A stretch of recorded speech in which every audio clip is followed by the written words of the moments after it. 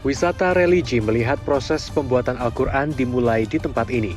Di sini saya bisa melihat proses pewarnaan ayat-ayat Al-Quran secara digital. Tak hanya untuk estetika, pemberian warna bertujuan agar pembaca tidak salah saat membacanya. Umat Islam biasa menyebutnya dengan ilmu tajwid. Dengan keterampilan dan pengetahuan khusus, salah seorang petugas sedikit demi sedikit memberikan warna pada setiap ayat sesuai hukumnya. Warnanya bervariasi, mulai dari merah hingga hijau. Pemberian warna ini berpedoman pada aturan yang telah ditetapkan oleh Kementerian Agama. Tantangannya itu jelas dalam harus betul-betul teliti gitu ya. Jadi jangan sampai ada yang kelewat, sebab kalau kelewat itu akhirnya jadi bisa fatal gitu. Misalkan salah warna atau tidak ada yang diwarna juga itu merupakan suatu kesalahan yang bisa jadi dianggap fatal gitu. Di sisi lain, ada juga petugas yang tengah menata penempatan ayat-ayat Al-Quran. Ada juga yang tengah membuat konten pendukung, yakni terjemahan ayat sebelum Al-Quran siap untuk diproduksi. Nah, setelah di atas kita melihat proses awal dari pembuatan Al-Quran, saat ini saya sudah berada di pabrik pencetakannya. Kita akan lihat bagaimana proses panjangnya. Kebetulan ada rombongan anak-anak SD juga. Kita akan sama-sama melihat bagaimana proses pencetakan Al-Quran. Yuk! Di dalam tempat produksi, kita akan melihat langsung proses pencetakan Al-Quran dengan mesin khusus yang memiliki 4 warna. Dalam 1 jam, mesin ini mampu mencetak sekitar 10.000 lembar.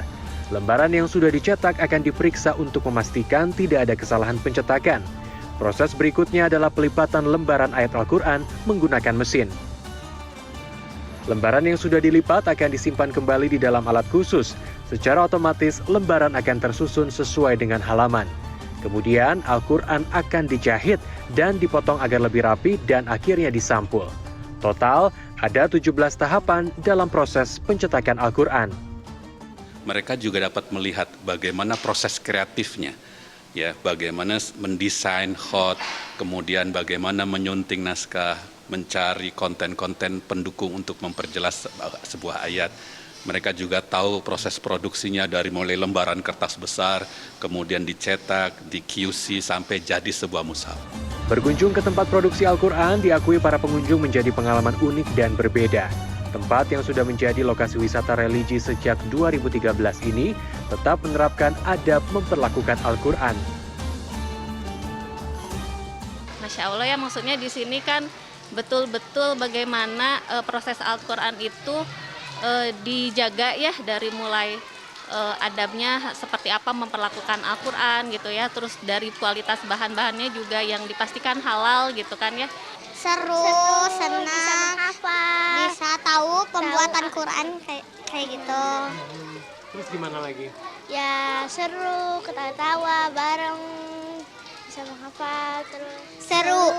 Apa yang paling seru? Yang paling seru pas lihat Al-Qurannya dipotong. Terus kenapa? Agak serem tapi seru. Oke, kalau Nafisa? Pas masuk ke dalam pencetakan Al-Quran seru, soalnya lihat Al-Quran banyak. Tak hanya berkeliling di tempat produksi, wisata religi ini juga menyediakan sejumlah kegiatan lain, seperti belajar menghafal Al-Quran hingga belajar menulis Al-Quran. Ya, perjalanan religi saya soal bagaimana Al-Quran ini dicetak berakhir di tempat ini. Anda bisa melihat di sini banyak sekali display Al-Quran yang sudah selesai dicetak.